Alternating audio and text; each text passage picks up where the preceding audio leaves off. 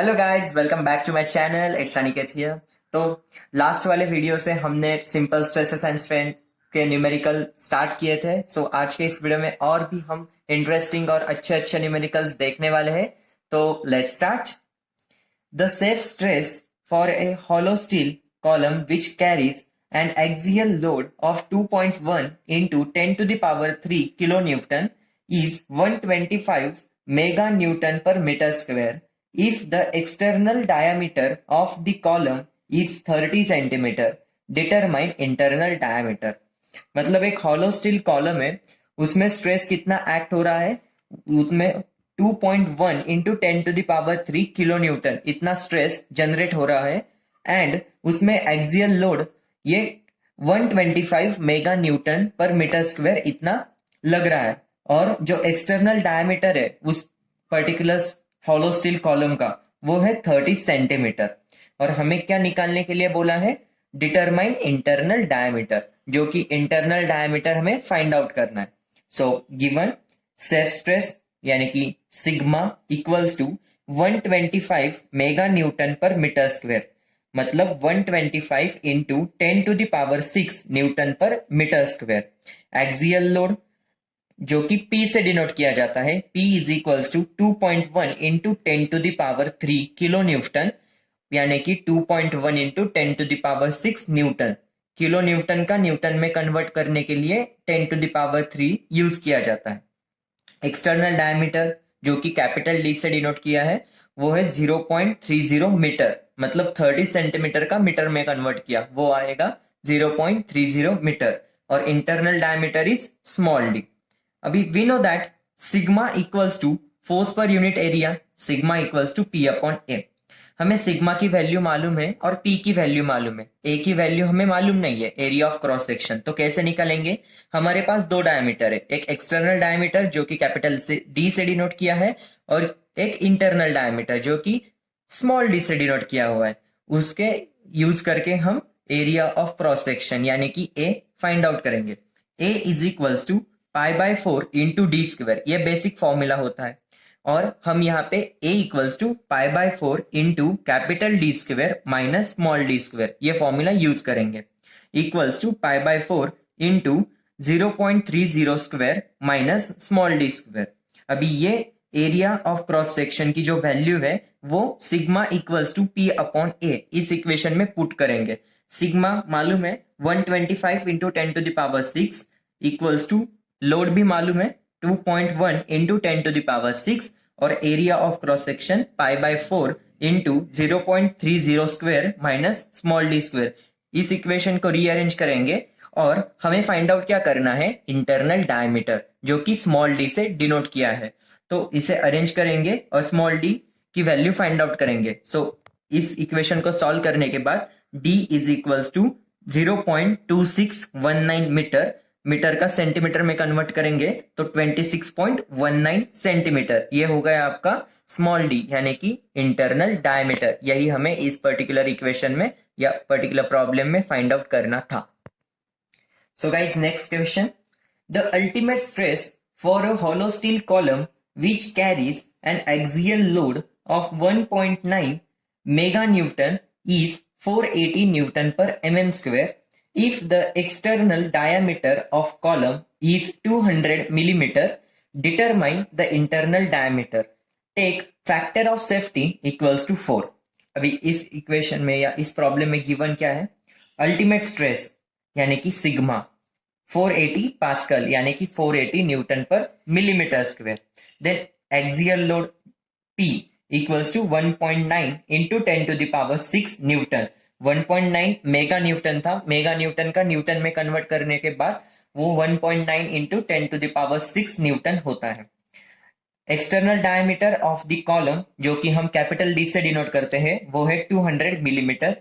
Then इस problem में factor of safety given है जो कि है 4 और इंटरनल डायमीटर स्मॉल डी से डिनोट करते हैं। मतलब यहाँ पे पिछले वाले प्रॉब्लम में ही एक्सटर्नल डायमीटर और इंटरनल डायमीटर दिया हुआ था, इस प्रॉब्लम में भी वैसा ही है। पहला area of cross section find out करेंगे जो कि pi by 4 into D square, ये बेसिक फॉर्मूले से हम फाइंड आउट करने वाले हैं।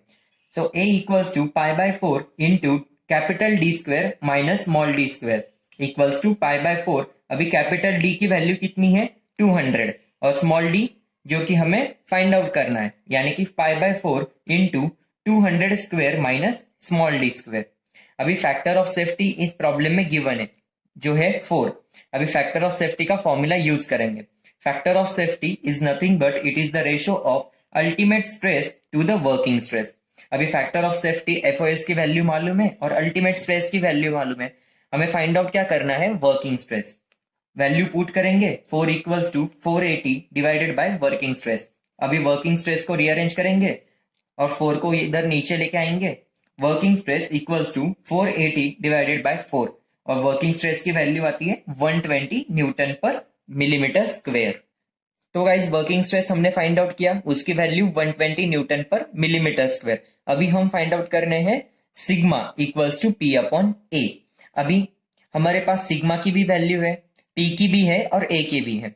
अभी 120 equals to 1.9 into 10 to the power 6 into 4 divided by pi into 40,000 minus d square. ये इक्वेशन है।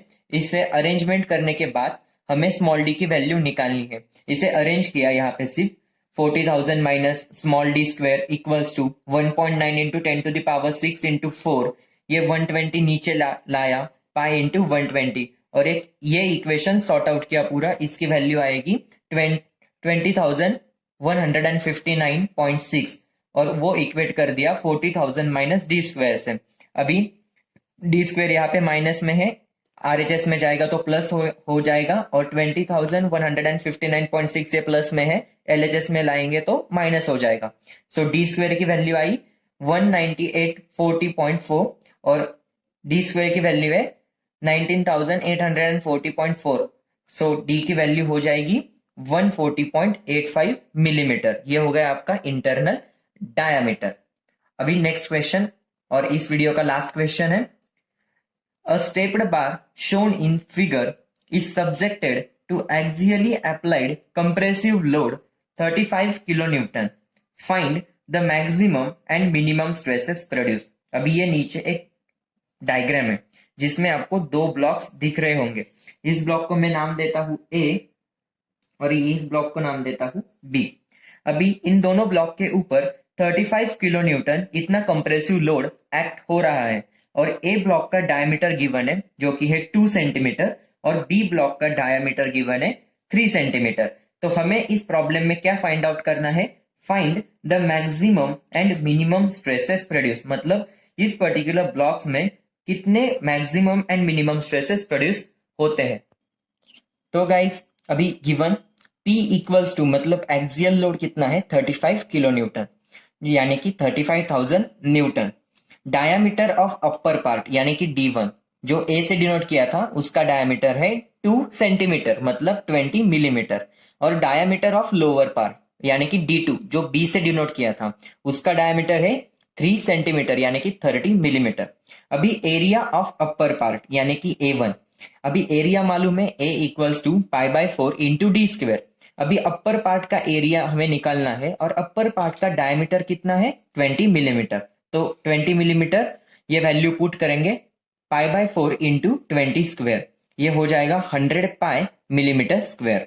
और area of lower part A2 भी फाइंड आउट करेंगे। A2 में diameter of lower part 30 millimetre था, सो ये वैल्यू इसमें पुट करेंगे और ये इक्वेशन क्या हो जाएगा A2 equals to pi by 4 into 30 square और इसकी वैल्यू क्या आ जाएगी 225 पाई मिलीमीटर स्क्वायर। अभी हमने एरिया ऑफ अपर पार्ट और एरिया ऑफ लोअर पार्ट ये दोनों एरिया फाइंड आउट किए। अभी हम फाइंड आउट करने वाले हैं maximum stress and minimum stress.